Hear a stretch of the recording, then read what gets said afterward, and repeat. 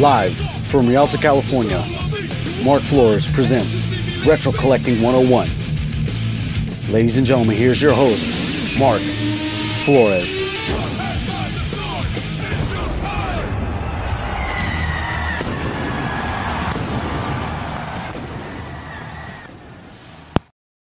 Thank you guys for tuning in to another excellent episode of Retro Collecting 101. I'm your host, Mark Flores. You can find me on Instagram at MARKFS Modern Life. That's MARKFS MODERNLIFE, Mark F's Modern Life. Today's episode of Retro Collecting 101 is brought to you by Game Swappers. Game Swappers, buy, sell, and trade your retro consoles and next-gen consoles. That's PlayStation 4 and Xbox One. Keep in mind that you can follow Game Swappers on Instagram as well at GAMESWAPPERS. That's GAMESWAPPERS. Game Swappers, buy, sell, and trade.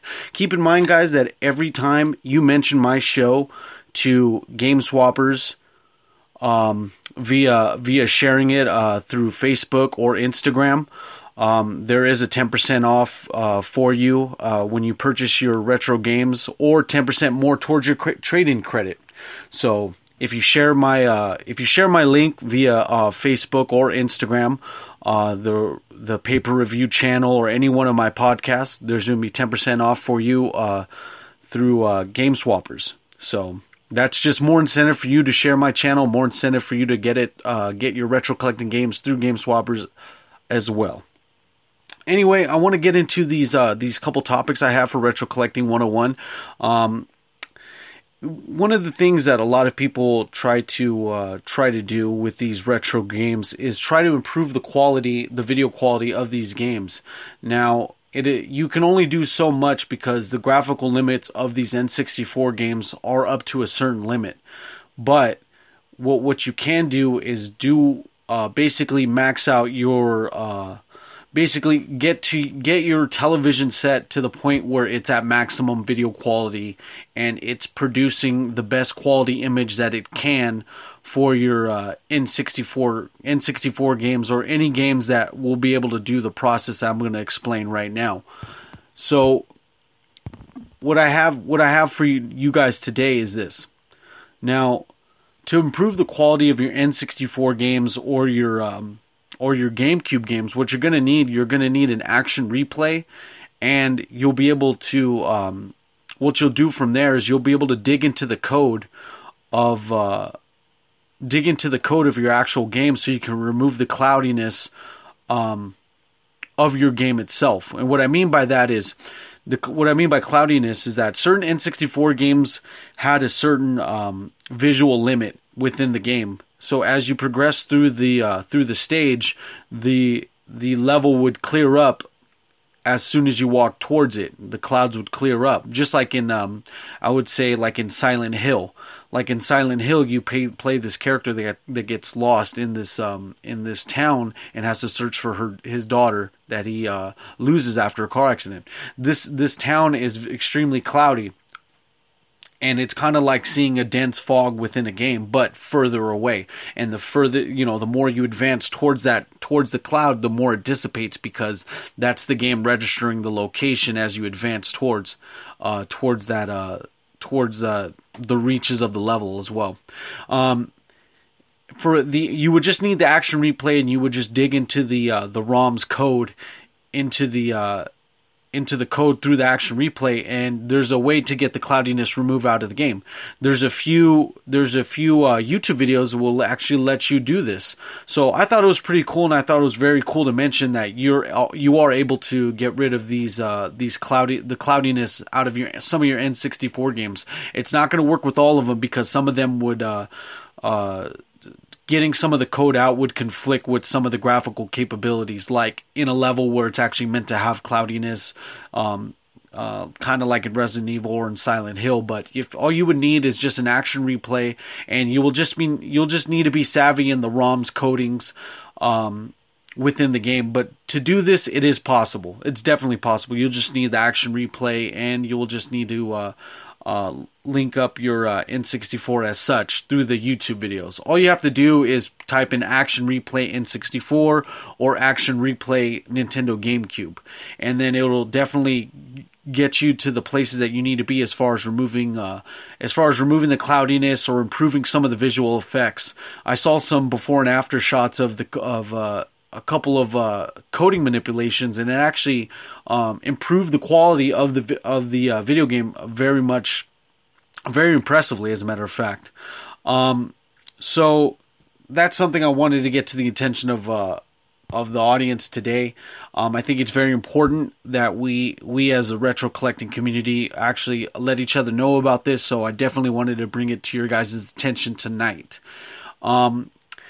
The other options, if you don't want to tap into the coding of your actual video game, there are several other options as well. What you could do, instead of using the red, white, and yellow RCA cables designed for your N64, designed for your GameCube, and various other consoles, what you could do is actually take it up another notch by actually getting a CRT television. In order to tell if it's a CRT television, the most basic common ones are the Sony Triton series. Those ones are fairly common CRT televisions. And another option too is using that same CRT television with an actual S-Video component cable. The S-Video component cables are sometimes not designated for some consoles by default. What I mean by that is, as soon as you are given like an N64, you're given RCA cables. You're not given the S-Video cables. Keep in mind, some televisions don't have S-Video slots for you to put it in to the back of your television, but with CRT televisions, you're more than likely to get an actual S-Video slot for that. What you could do, what else you could do as well is you can actually go up another level and actually get composite cables that will definitely help out, bring out the truest colors that were designated for your television. Well, not for the television, but for the game that you put in. What I usually recommend to some people that like the N64, the GameCube, and the SNES is just leave that cable in there plugged into either the S-Video or the component cable, whatever ones you have, and just plug it in from there and use it on your CRT television while you switch out the consoles. In order for you to take it up another level, I mean, you can always do the HD television with the Retron 5. That's always another tip I always like to mention on the show.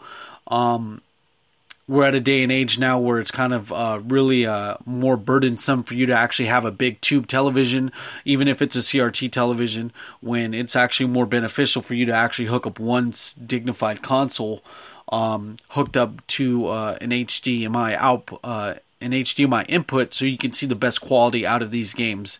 A couple weeks ago at a trade event that GameSwappers had, I was actually able to see Streets of Rage in its best audio and visual quality because it was hooked up to a Retron 5 and it was hooked onto a flat screen television.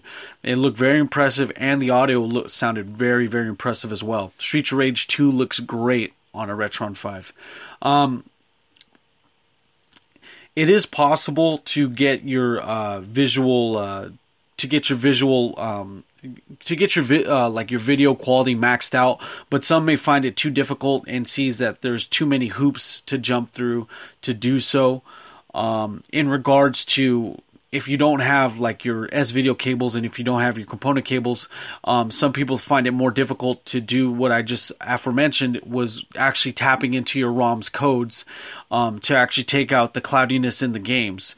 The ones I just mentioned already, are definitely healthy alternatives for you to actually take your video quality to the next level without trying to hack into the matrix of your video games. You don't really necessarily need to do that, but if you really are die hard about it, then I recommend it, especially if you're savvy in ROM code, because I certainly am not. I'm not really down to go through all those hoops and loops to jump through to get to a little more quality off of it. I myself have a CRT television, and I hook up my my outputs to S Video. I think I like S Video myself. I like the quality that it has. I definitely recommend it to a bunch of people. That S Video is before component cables. It's going to be the next step up versus using your RCA cables. And if you don't believe me, please trust me. Play Star Fox 64 on S Video, and it will change your life. I can attest to that 100%. The next topic I want to get down to is what consoles should people collect for during the beginning of the retro collecting hobby? This topic came about earlier today when I was at Game Swappers. I was talking to Jake. He actually goes by what was it? I don't remember his Instagram hashtag, but Jake at Game Swappers. Me and him usually have great conversation. He's actually a very good conversation to be had. So we were busy conversing, and him and I were talking about focusing on the console that you want to collect for instead of spreading out all the consoles that you have already. And what I mean by that is, when I started off in the retro collecting scene, I mainly wanted to go out for everything. The thing was that I wasn't really focused on a couple consoles, so I was collecting for everything. And then at one point I realized that I had too much stuff in my room and I wasn't able to do anything. I was so bombarded with all these games that I didn't know which games to play. It just really got me in a big funk. So what I decided to do was I decided to clean house and decided to only collect for a few consoles here and there. So what I mainly collect for, when I was telling Jake, was that I collect for the Genesis, SNES, the NES, and the Sega Saturn, and the N64 as well. But what I get to that is, beforehand I collected for most systems. I had games that I didn't even have a console to play them on. It just got really excessive. So what I want to get to is that if you were basically playing a game, if you're basically playing a console in your early years that you liked a lot, I recommend that you start with that one. You start with your, say if you grew up playing the Nintendo 64, or say you grew up playing the Sega Genesis, go for the Genesis, go for the N64, focus on that for now. You'll find the games you'll love to play. You'll end up getting more savvy into that specific library, and you'll end up finding a better, more deep love for it, because you're actually a lot more intelligent as you grow older, and you'll be able to find a deeper love because now you're attached more emotionally than ever, because you're tapping into your younger self's mindset. Because all these, when you replay a video game from a 10-year gap, like you haven't played Super Smash Brothers for the N64 in over 10 years, you're able to get these visuals that you haven't seen in over 10 years, but it taps into your subconscious and you're able to see that. It's very stimulating, is what I wanted to get at. So the main point I want to get to as far as this subject is, find your favorite console. This is your collection, and this is no one else's collection. Every collection is its own. Each collector has their own thumbprint in the retro collecting community, and it's the point is exemplified when you actually collect your own.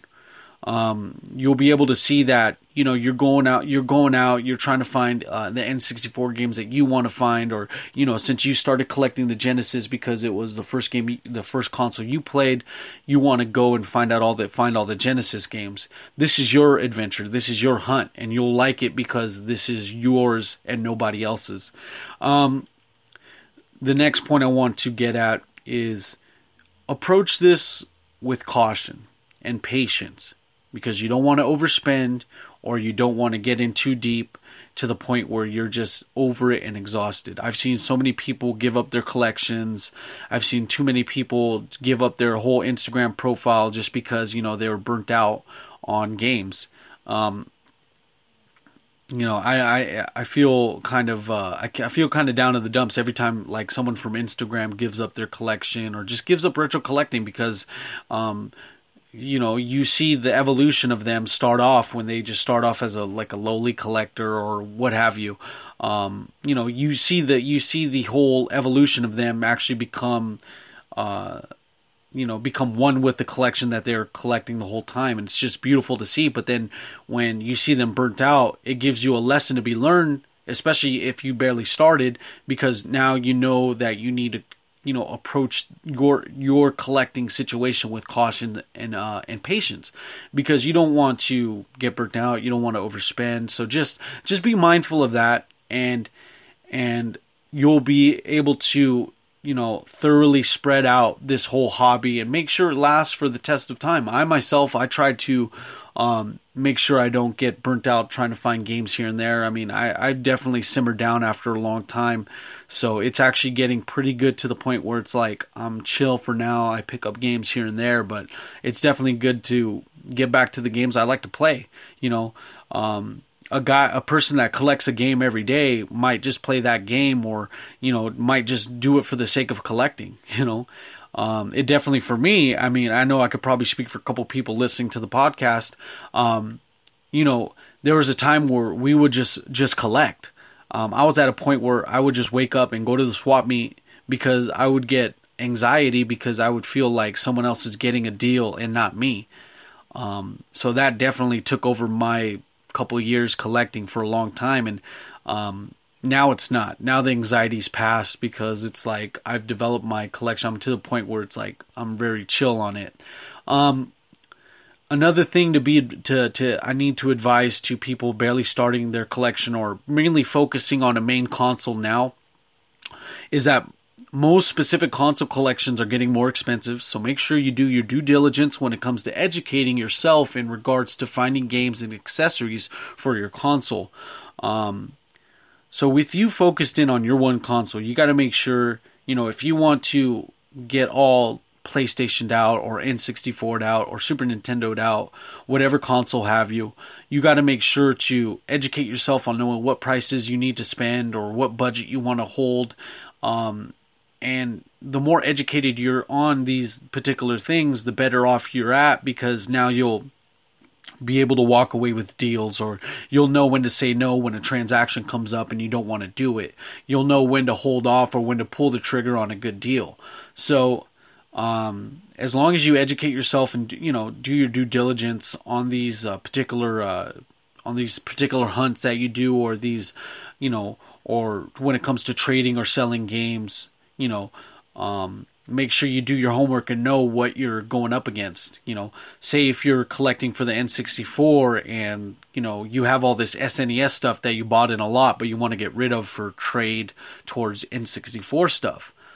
You'll need to know what you have in order to make the most and maximize your value on those games to trade. Would it be wiser to trade it to a game store? Would it be wiser to trade it with your friend who might have stuff? You need to ask these questions. You need to venture out. And that's what the beauty of Instagram and social media is for.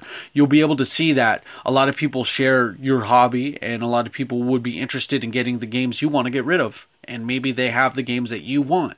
So you need to see for yourself, as far as educating yourself and networking, to see your collection grow as you develop networking skills with people within your social network.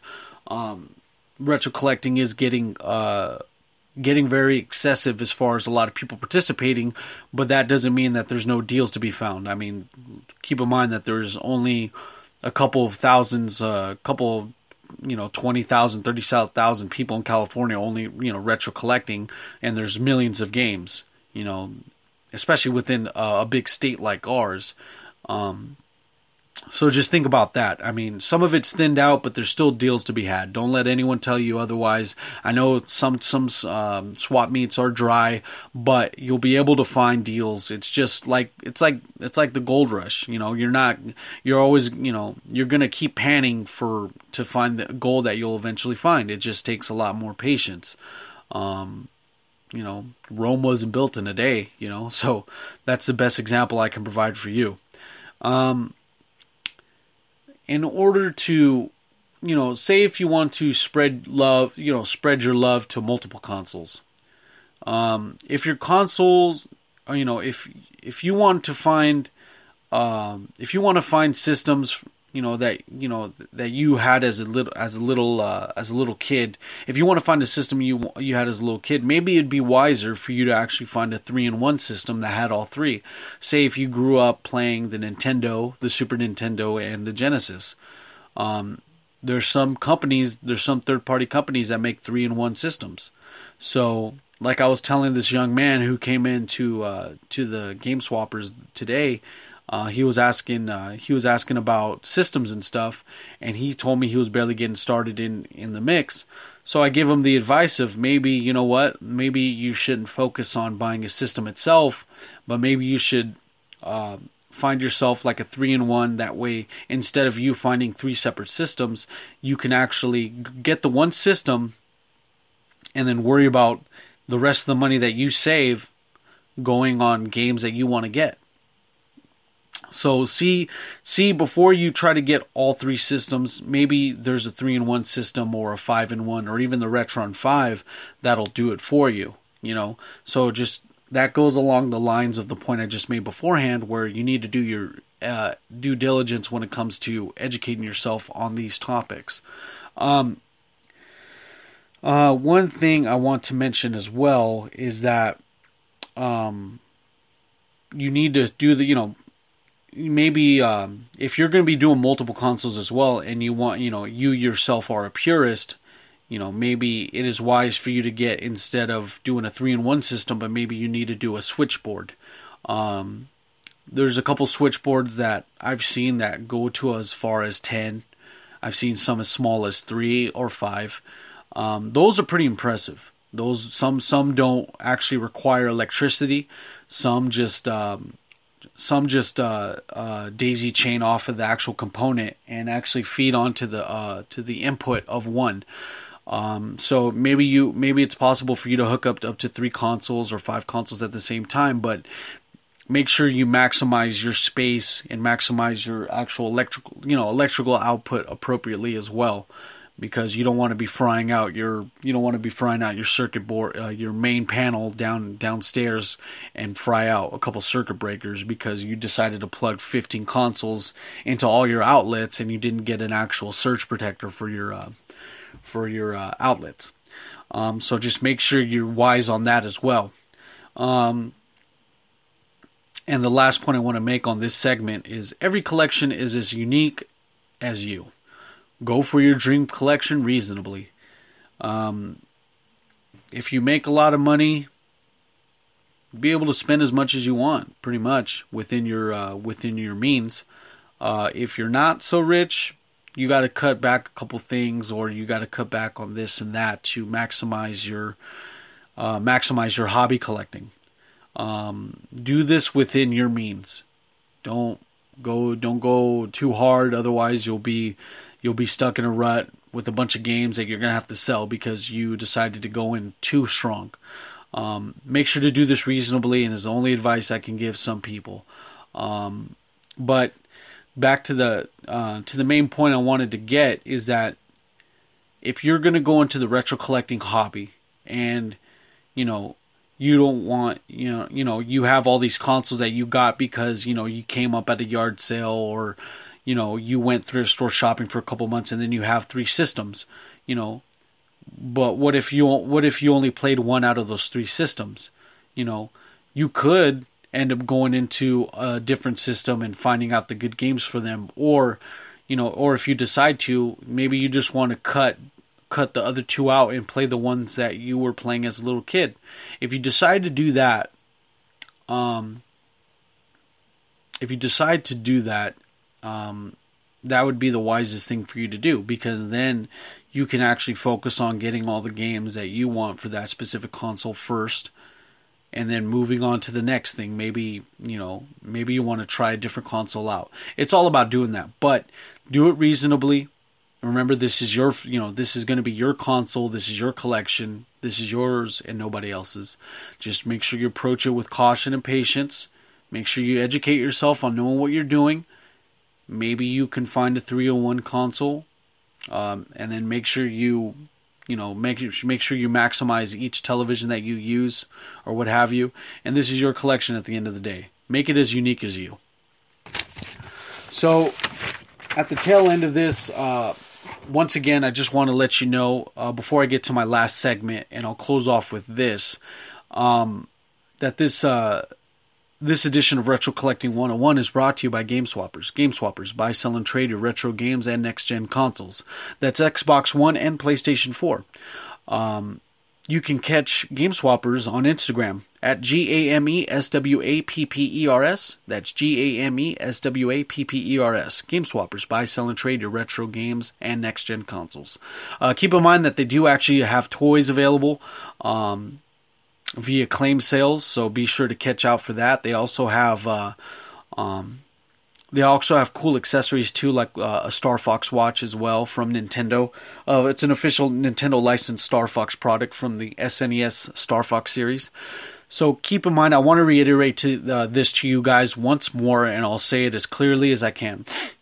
If you share my podcast, whether it's Retro Collecting 101, talking about retro games, whether it's pay-per-review wrestling podcast where I talk about WWE news, analysis, reactions, and highlights, or the Mark and Andre show, a funny combination of news, conspiracy theories, and entertainment, all in one from two amateur comedians.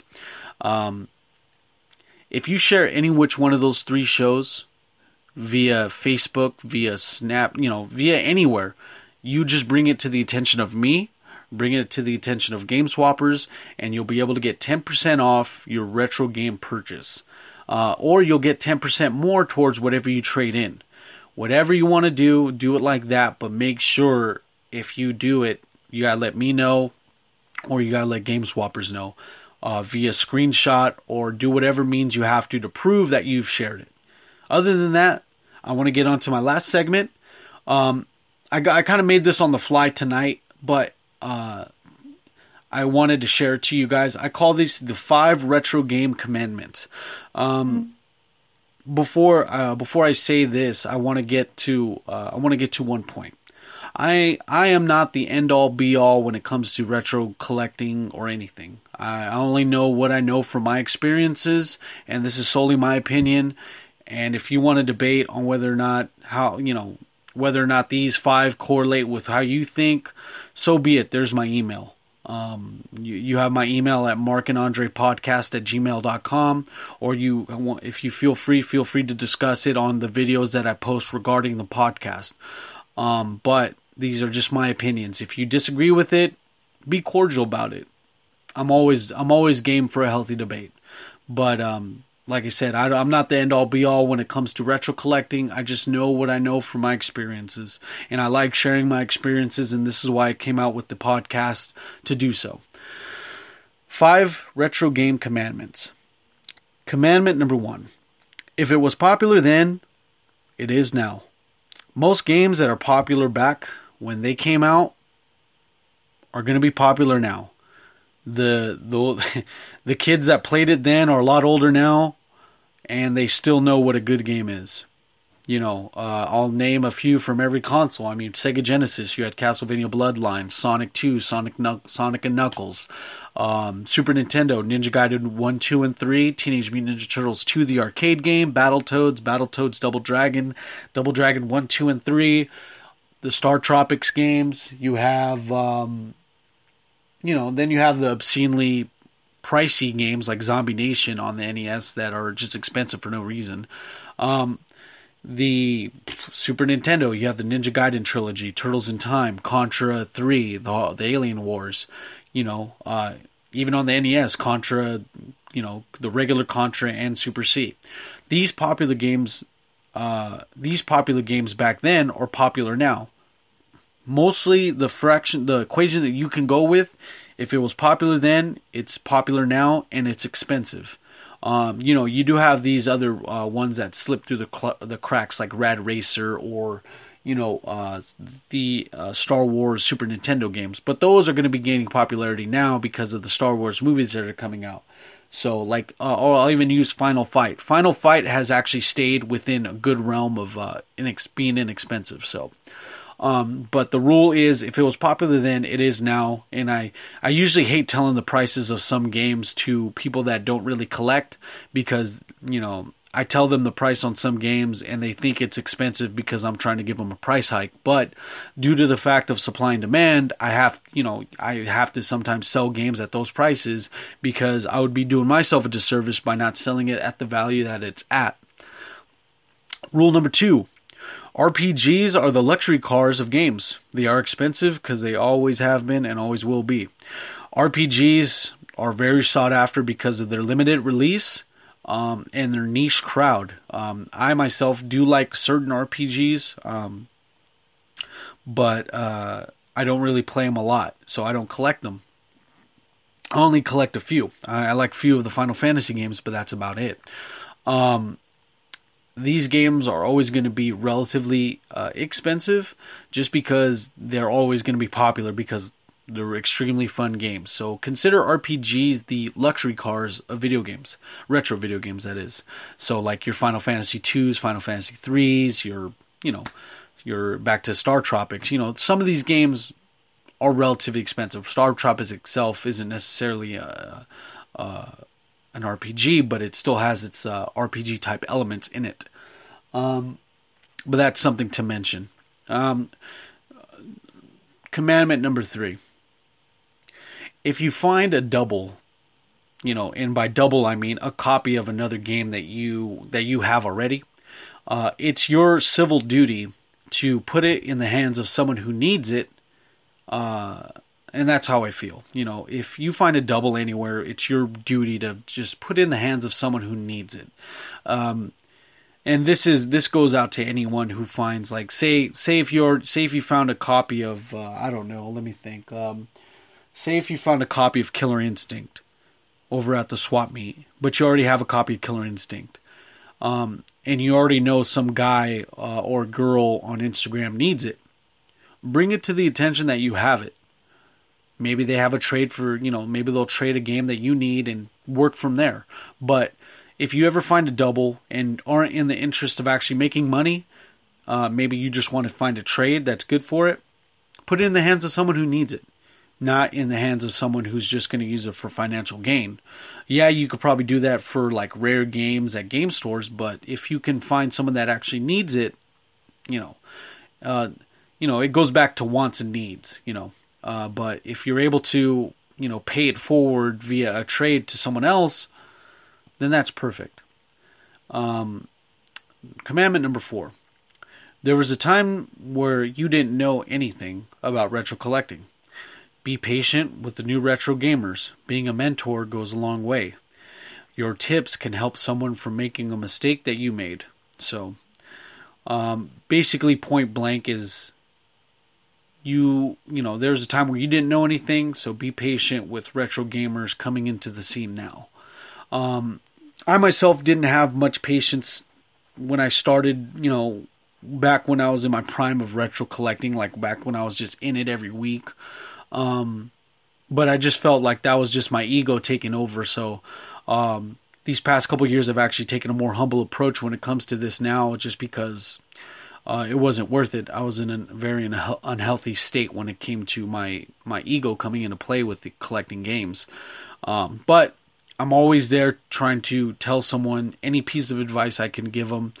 I love having conversations about retro games, so if anyone ever has a question about stuff, I'm always just trying to spill as much information as I know about anything to let them know about stuff. There's one time, I wish there was someone that told me it was a bad idea to collect a bunch of Xboxes or to collect a bunch of GameCubes with no cables. No one told me that, and I made that big mistake. And for a couple years, I had like 4 Xboxes. These are the original Xboxes anyway. These are the Xbones, just the regular Xbox. I had 4 of them. I had a bunch of them stacked up, and they're heavy, so they were just adding more weight around. And I had a bunch of GameCubes that I didn't have cables for, so I wish I had someone to tell me that was a bad idea. I myself enjoyed sports games, so there was a few times where I instantly bought a sports game at like a $6 price when they're realistically like $2. I wish someone was there to tell me that wasn't a wise idea, but there wasn't. So I'm always just trying to give everyone else tips and stuff on how to do this. That way they don't make the same mistakes I did. So to reiterate, to the experienced collector, give someone advice whenever they need it. I mean, you don't know when you're going to be helping someone not make like a $20 mistake. You might be saving someone some money. Pay it forward with your knowledge and your assistance of what you know in the retro community. Don't be smug about it. Just be open and be humble about what you know. And that's the best piece of advice I can give you. Retro game commandment number 5, and this is the most important one I'd like to end with, is do unto others in retro collecting as you would have done unto you. This is basically a ripoff of the golden rule that we all learned in school.